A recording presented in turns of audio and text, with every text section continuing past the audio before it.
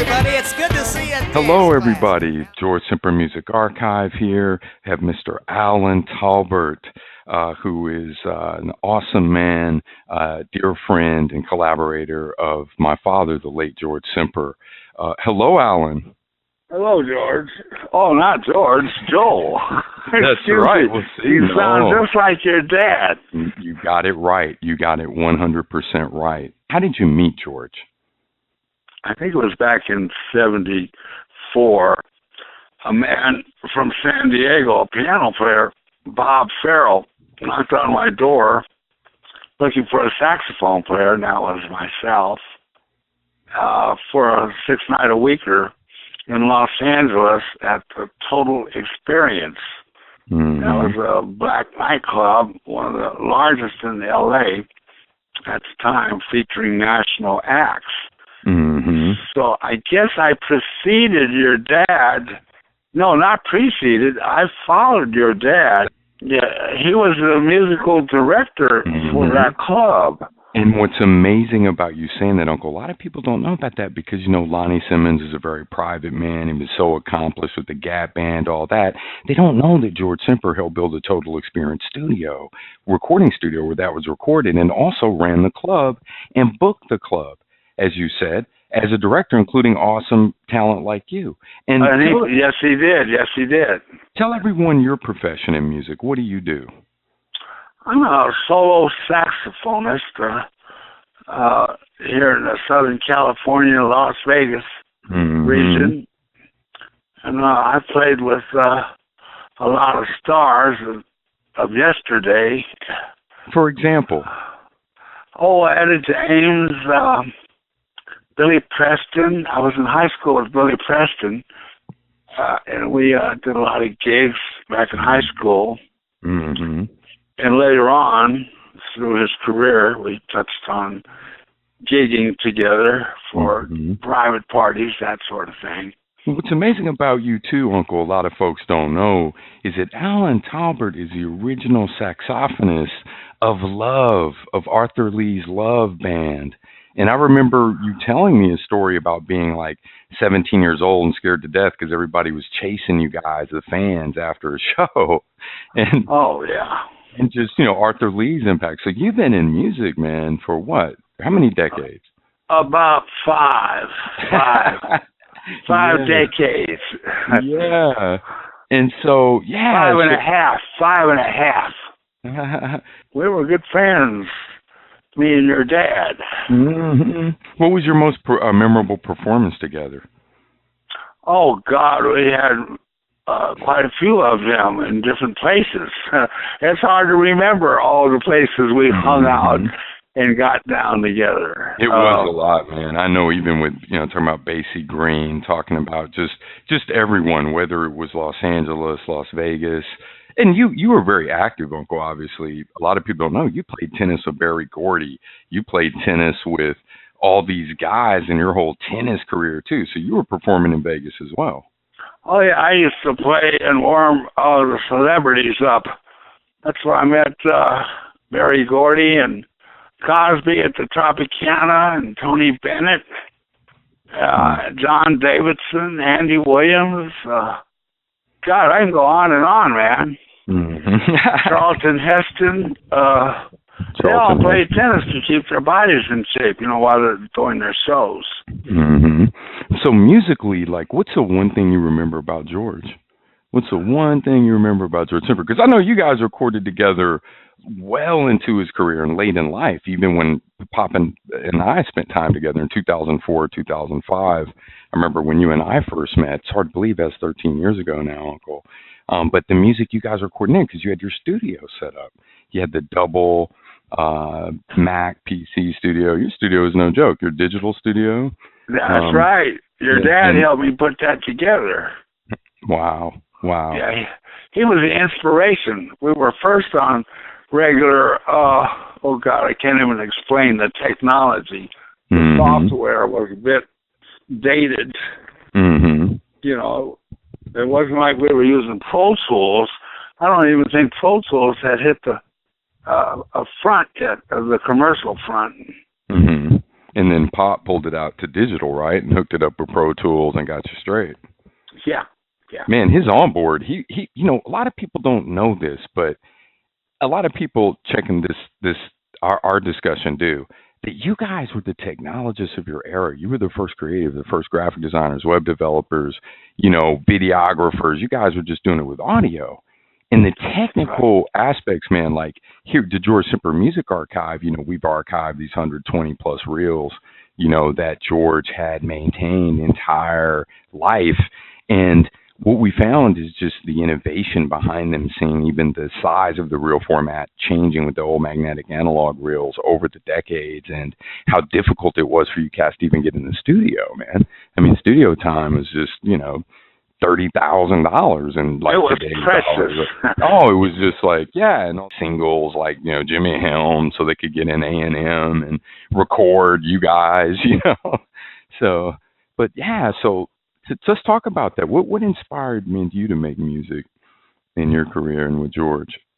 Oh my gosh, mine was hearing the top 40 on the radio when I was in my early teens.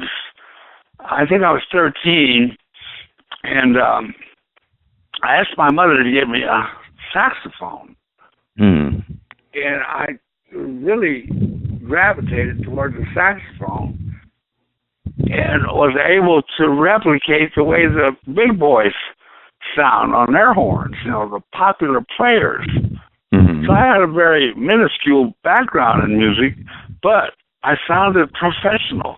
And from that, I got introduced to other players. Mm-hmm. And they say, hey, well, where'd you get that big sound, you know?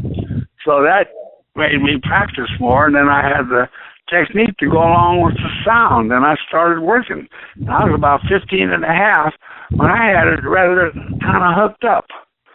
I think in 1958, the Champs brought tequila out. Tequila. That's right. That's right. That's one of the first songs I played professionally and made some money. Wow. You'll never believe this, that I just saw a posting on YouTube from my dad regarding, you know, Pop's passing, and it was to the Tequila Surfers. No, the Tijuana Surfers. Who were this group. You know, all that Tijuana surf music that was coming out of San Diego and coming out like Baja and all that? Because, you know, George had Syncopation, and they had that song Tijuana, which was George Semper and his Kingsmen. That they actually...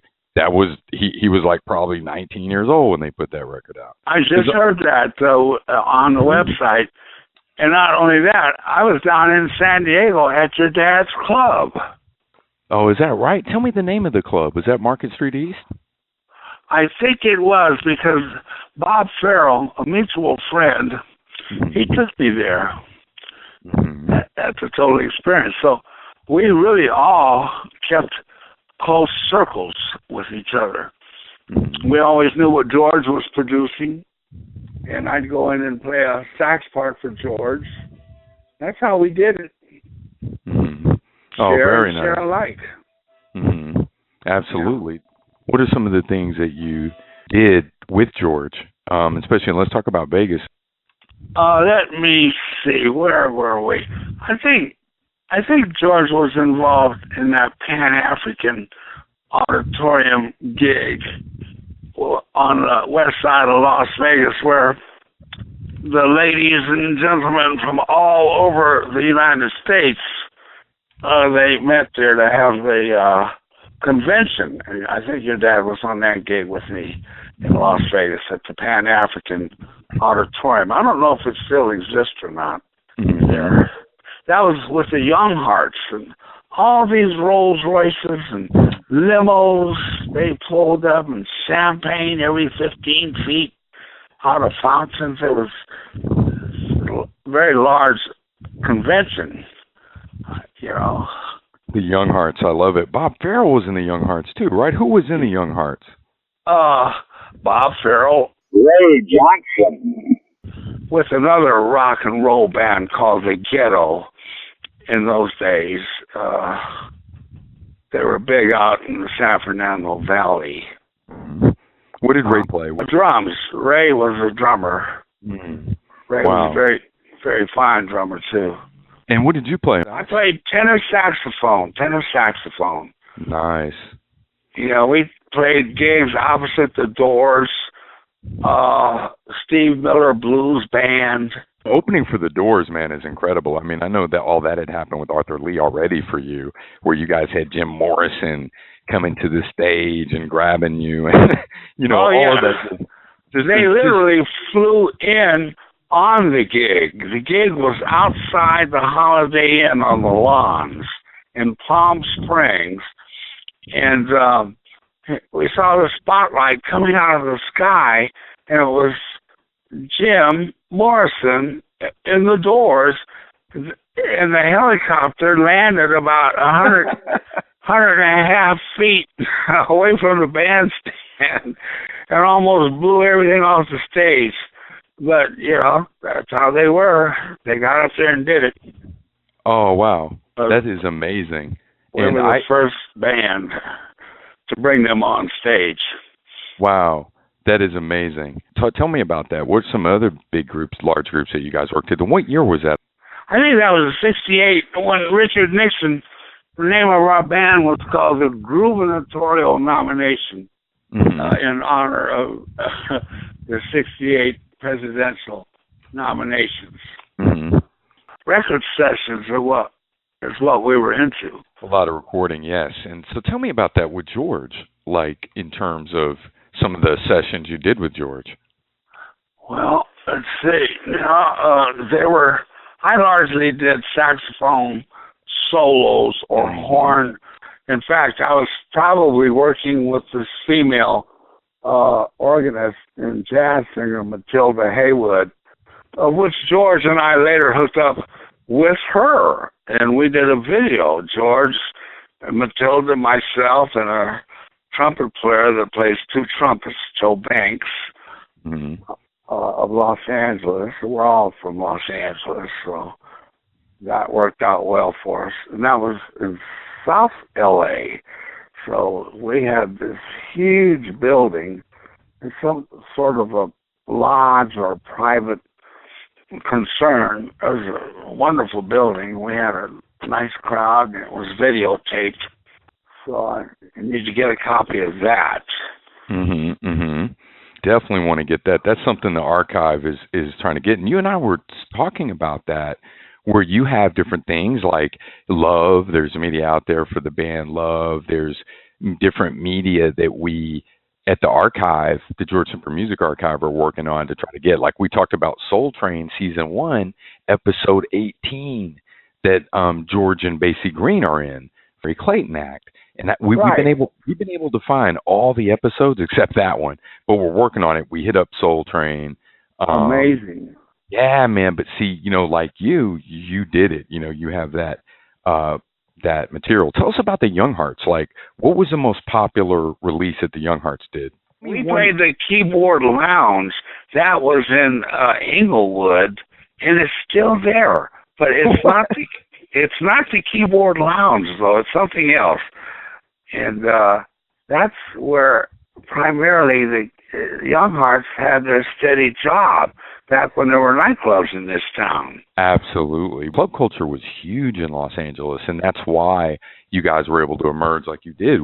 Total Experience we were talking about, and well, that was in Hollywood, yeah. Total Experience recording studios, of which your dad helped build with Lonnie Simmons, was on Yucca Street behind Capitol Records. That's right. And man, I think we have the only bio for Lonnie Simmons that I've ever found, which is awesome, man, because the brother accomplished a lot. It's amazing what they did. Lonnie Simmons of the Gap Band fame, bringing the Gap Band to market. And you know what's funny? Several songs that copy my father's style. My father produced a record with a group called New Experience with Lonnie Simmons, and under different labels, though, not under Total Experience, which would come later, and helped Lonnie Simmons start in the music recording industry with his label, Total Experience, which released the Gap Band. Lonnie Simmons had the OJs there at that Total Experience recording studios, so they called me up and had me come down to play their material. Mm-hmm. And then we were going to go to Chicago, but I had just gotten married, man. Oh, yeah. The lady had to come first. I told Eddie Levert, I said, Eddie, I can't make the trip, man. I just got married. I didn't know you guys were leaving town so soon, Well, what they did in the 80s was amazing. Gap Band, Yarborough and Peoples, Goody. It's, they're just their whole setup of artists, Minnie Curry, Switch. And it was amazing to know that George Semper played a big role on that. If you listen to some of the intros of the Gap Band song, like Party Train, George Semper George genius. He always used sound effects, and he used a train sound in the track he did with Brenton Wood and Al McKay, Sticky Boom Boom.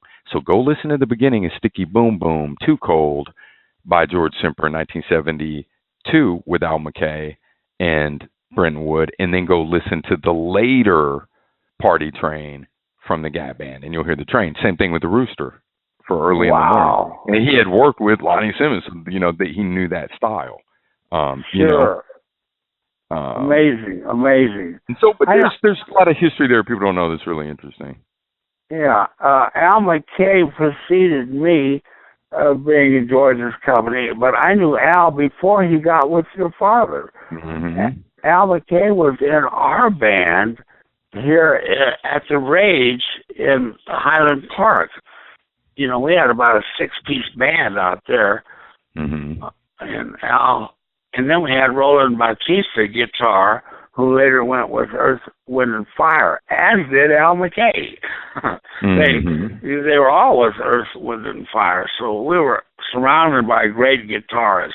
Mm-hmm. Yes, sir. That is amazing. Tell me about that. Who do you think was the best guitarist that you admired? Oh, my gosh. I worked with so many great guitarists it would boggle your mind. I recently worked with J.C. J.C. was with the Black Eyed Peas and wrote a number of songs for them. Mm-hmm. J. Curtis Productions. Mm-hmm. And that's what you're working on now. Tell us about that. I'm playing keyboards now, kind of reminiscent of a Steely Dan type of thing. I'm doing some vocals, and I'm playing keyboards, utilizing the jazz turnarounds and the funky beats, the nice solid bass lines. Mm-hmm. Your dad was really a monster at that, but I'm going to hew into just that Ray Charles / Steely Dan sort of thing, Mm-hmm. with a little island mixed in there as well. So it's really going to be just a trip through my experiences of listening to funky island soul music. Nice. Jazz. I love it. It's something. Yeah. Yeah. I mean, and it's funny because you and my father, both of you guys have that style. That island. See, well, both of us are from the islands. Mm-hmm. George being what, from Trinidad? That's right, George. And my mother being born and raised in Belize, Honduras. Oh, is that right? Yeah, so that makes me and George kind of like on the same tip. We're American, but we're from south of the border, and we're from the West Indies, man. Mm-hmm. Well, you know something, there's so much power to what you're talking about, because when his mother, Sybil, came here, she was really surprised how different it was for African Americans versus Afro-Caribbeans, because in the Caribbean, and as you said, South American, et cetera, they had their own leaders. The President's Brown, Police Chief's Brown, and you come to the U.S. and there's that legacy of, slavery and, racism, et cetera. And it was shocking for his mom. George Semper was very fortunate because he had an awesome upbringing at that time in San Diego, and kind of that golden era, and, in post-World War II era, because he was born in 1942. So he grew up in the 50s, but man, what it did for him, and, the type of mother he had, Sybil, he had a stable household. His father was there. He learned to play in the church. Then he advanced with his bands, and she let him play at her house on Harrison Street in 40 Acres. And George Semper has a book out called 40 Acres of Memories, where he documents growing up in San Diego in his neighborhood, the 40 Acres community. And yeah, it's amazing history, man. And he did stuff, man, all the way through his career, even into his 50s, late 50s, or maybe, yeah, like late 50s, where he did this deal with Peter Schneider, who's a guitar player, a German guitar player who's amazing. And his band is actually very popular in Germany. And, but he and Pop met in San Diego, and then they hooked up, performed there. He did some more Market Street-y stuff, and we have some material of that in the archive. And then went and did a tour in Europe. And so they went to Germany. They toured, everywhere. Italy. Oh, that's amazing. It was real cool. And that was actually the George Semper Group, and the title of the album's Fever. And it was released. The album was actually put out. So cool. And that's a funny thing about you cats, man. You always did that. You always infused jazz. And it's something, you're right, that George was very serious about. We were young. We were younger than the jazz giants. Mm-hmm, that's right. Therefore, that's the only way we could go was up, and up meant jazz. That's right. Well, and you were younger than them, so you weren't emulating that. You were doing your own thing. Like, you look at the emergence of funk, and that's why. What do you think that for me? Tell me if you agree, Allan. I think that's one of the impacts you guys have had on music is that you bridge that old school with all this innovation that occurred across your lifespan of your career. And when people like the Jazz Crusaders come around into being around 1960, 1961, that's a hot group. That's a hot sound, Mm-hmm. Like the Jazz Crusaders. Then you had Art Blakey and the Jazz Messengers with all that brass and, big drums and big beats. So music was changing. John Coltrane, and then you had all the jazz singers. So people were doing bebop and funk and soul music and all that. Right. Mm-hmm. Afro-Cuban, and, it's just an explosion of ethnicity, within the black race, I would say. Well, see, popular music, and that's my point. And I noticed that, like with George, for example, George's grandson, my oldest son, Xavier, is actually a saxophonist as well. He performed at Yoshi's. He played in his college jazz symphonic orchestra band. And he was in the Rose Parade. I mean, he was amazing. He played in high school. And and my youngest son as well, Oscar. He's amazing. He's got like the production side and the arrangement side, and he's amazing. That is so great. It's so creative and skipped it. And it's interesting because George did the same thing in his whole career. Like, for example, I noticed his horns. Like, if you listen to the horns in the Perfect Circle album, they're amazing. And those horns and his ability to arrange horns like that came from being a staff producer at Imperial, and being a staff producer at Capitol, and the getting in the studio, like the whole A&M thing, and being in the that is so. But you guys have always transferred that and taken that to the next level, and I think that that's one of your big legacies in music. Mm-hmm. Well, sounds good to me, man. Sounds good to you. Well, man, I'm serious, man, because I hear this stuff and it blows my mind, and some of it's very nuanced. And but I can tell you at the archives, there's been a lot of anticipation in restoring reels and transferring material. You're always just like, oh, please, just don't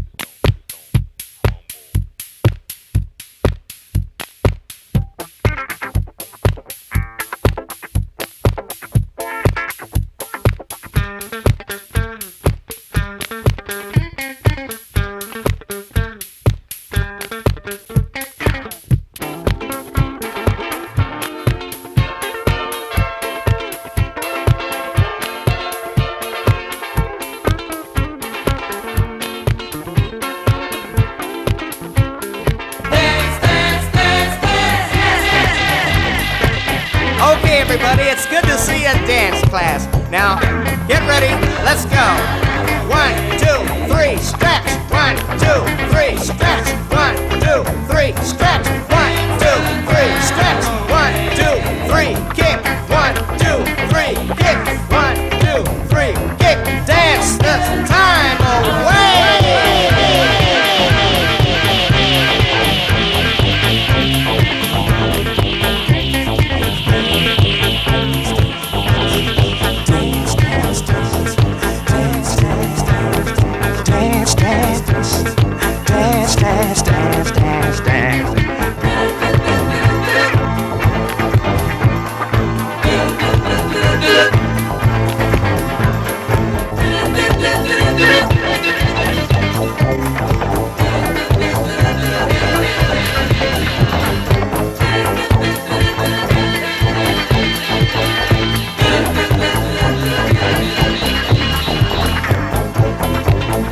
Grab your partner and spin around.